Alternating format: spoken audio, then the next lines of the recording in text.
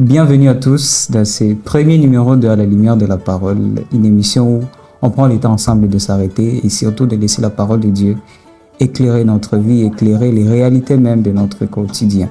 Et si vous êtes là, c'est certainement parce que vous aussi, vous avez besoin de cette lumière. Alors, sur ce plateau, je ne suis pas seul. Alors, je suis accompagné d'une personne assez merveilleuse. C'est la deuxième fois qu'elle répond à l'invitation. Bon, ça, je vais garder ça pour autre jour. Josiane Grace, merci d'avoir accepté notre invitation. Merci à vous de m'avoir invité. Je suis très honorée d'être présente.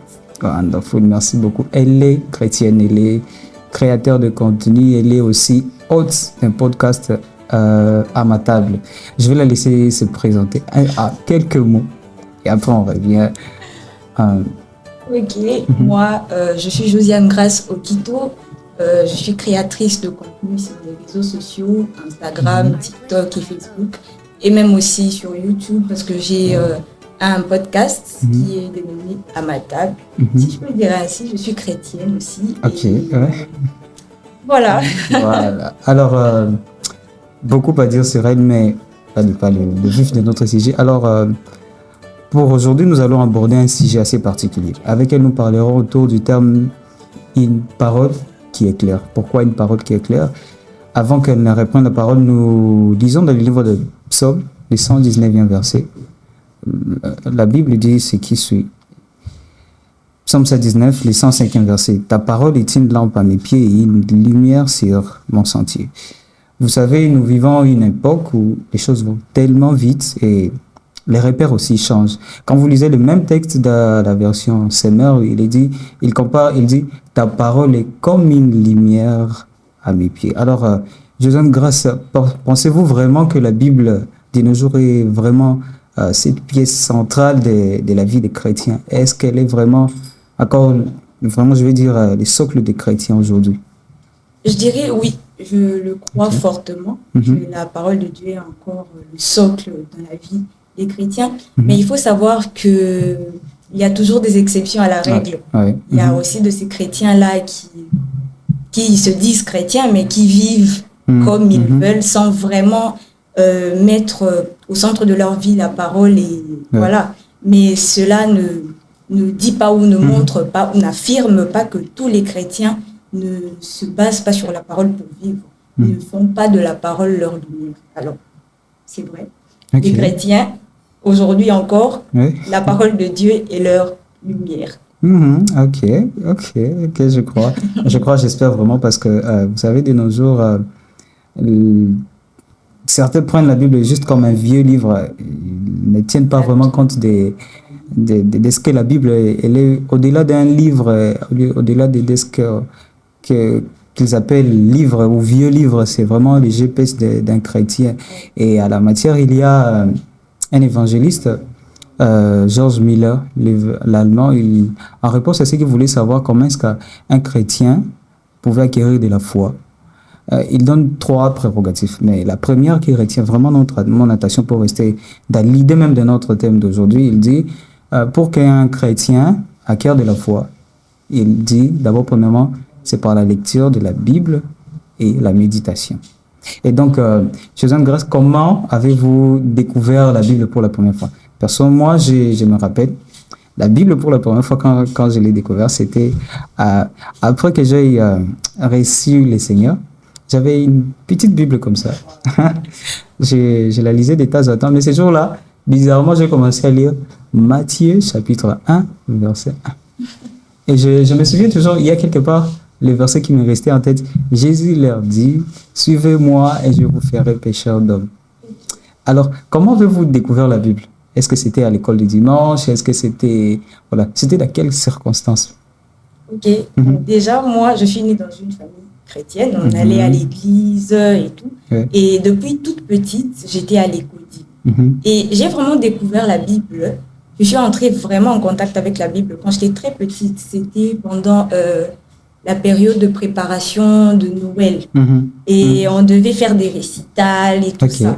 Et du coup, cette année-là, je devais mémoriser un tout petit verset. J'avais environ 5 ans ou 7 ans, quelque chose dans le genre. Wow. Et Ok.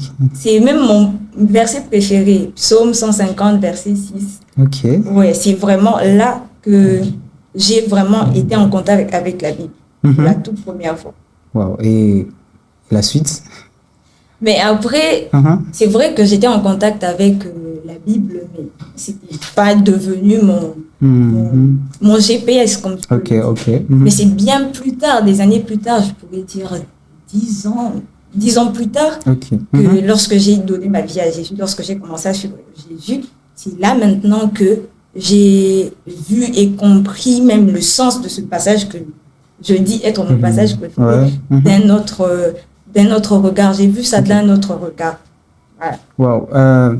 Justement, pour être dans l'idée de ce qu'on s'est dit ici, vous savez, il y a beaucoup qui lisent la Bible, mais sans vraiment comprendre ce qu'ils lisent.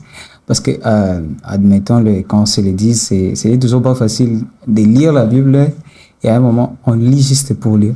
On ne comprend pas ce qu'on lit. À un moment, on ne comprend même pas pourquoi on lit.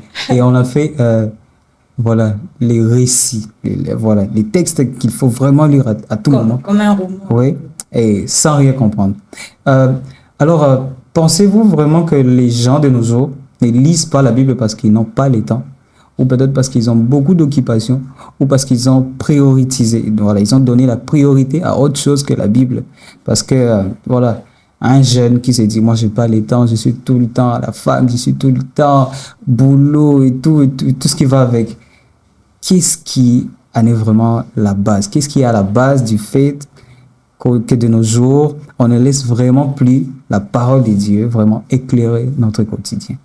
Bon, je pense vraiment que c'est le fait qu'on puisse penser que lire la Bible, généralement c'est le matin qu'on le fait. Lire la Bible, ça va nous prendre beaucoup de temps et on n'aura pas le temps d'aller au travail, d'aller à la fac. Alors que généralement pour lire la Bible, tu peux lire un chapitre par jour, ça peut te prendre 2 à 5 minutes. Et même généralement, même les coachs personnels sur le développement personnel conseillent que lorsqu'on se réveille, qu'on commence pas directement la journée sans prendre le temps de se reposer, de réfléchir, d'écrire et tout ça. Mais il s'avère que, par exemple, ici à Kinshasa, on est pressé d'aller à l'université, au travail, à cause de la route, les embouteillages et tout ça. Et généralement, on n'a pas vraiment le temps de s'asseoir le matin pour prendre du temps avec la famille, peut-être prendre un thé et tout ça. Et il y a un jour, j'étais en train de suivre, je pense, une prédication du pasteur Marcelo. Il avait dit que à un certain moment dans sa vie, il est arrivé à un niveau où il n'avait plus vraiment le temps le matin pour pouvoir s'asseoir, ou même dans la journée pour pouvoir lire la Bible. Et alors, il a inséré la lecture de la Bible à un quotidien qu'il faisait. Par exemple, le matin, on prend le temps pour brosser ses dents. Et généralement, on est sur notre téléphone. Tu vois, quelqu'un est là sur TikTok en train de brosser ses dents. Et en lieu et place de pouvoir être sur TikTok, tu prends ces minutes-là en brossant tes dents, tu lis la Bible, même un verset, 2 versets, un chapitre. Même dans le bus ou dans le transport, au lieu de, je sais pas moi, scroller sur les réseaux sociaux, tu peux prendre le temps de pouvoir vérifier, même lire la Bible, un chapitre, un verset. Il y a même des systèmes de Bible audio. Bien sûr, tu peux mettre tes casques et tu écoutes la parole de Dieu. Même arrivé à la fac, des fois, le professeur, on dit 8 heures, mais lui, il vient sortir à 9 heures. Tu as tout le temps, au lieu de discuter avec tes amis et tout. Tu peux prendre, je sais pas, 5 minutes avant de discuter avec tes amis. Tu entres dans la présence de Dieu, tu lis un chapitre. Vraiment, il faudrait pas se donner la raison de je n'ai pas le temps, mais vraiment chercher, trouver un moyen pour pouvoir insérer la lecture de la Bible dans notre quotidien. Parce qu'on ne peut pas laisser la place ou l'occasion au diable de pouvoir nous choper. Suzanne Grace, si vous aviez un mot à dire à cette personne qui n'a pas le courage, qui n'a pas encore peut-être pris le temps de découvrir la Bible autrement qu'un livre et qui s'est dit peut-être je vais juste lire pour lire. Qu'est-ce que vous avez peut-être un mot d'encouragement à dire à cette personne? Alors, j'aimerais déjà vous dire que arrêtez de vous mettre la pression. C'est quelque chose qu'en tant que chrétien, on se met tout le temps la pression. Ouais. Non, le pasteur, lui, il a dit. Non, un tel frère, lui, il fait. Non, un tel sœur, elle fait. Arrêtons de nous mettre la pression. Notre relation avec Dieu, elle est personnelle. Elle n'est pas une relation collective. Il faudrait savoir que ce que toi, tu vis avec le Seigneur dans le secret, un autre frère ou une autre sœur n'est pas forcément obligé de vivre la même chose.